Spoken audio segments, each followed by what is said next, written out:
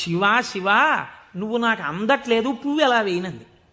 శంకరుడు ఆ భక్తికి పరవశించిపోయాడు. ఇది భగవంతుడు దేనికి కట్టుబడతాడు? ఆ భక్తికి కట్టుబడతాడు.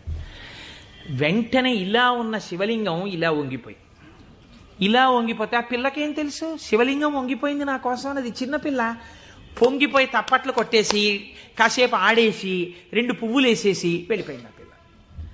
మరునాడు యథాలాపంగా అనేక శివలింగాలు ఉంటుంటాయి కదా గుళ్ళో. ఈ శివలింగం వంగడంలో లోపలున్న శివలింగం కూడా వంగిపోయింది. అర్చక స్వామి చూసి భయపడిపోయాడు. ఇదేమిటి శివలింగం ఇలా వంగిపోయిందని మహారాజుకు తెలిసింది.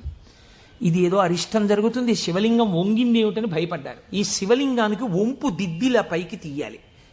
వాళ్ళకి ఉన్న తెలివితేటలు ఏమిటంటే ఈ వంగిపోయినటువంటి శివలింగానికి పెద్ద పెద్ద ఇనప గొలుసులేసి ఏనుగులకు కట్టి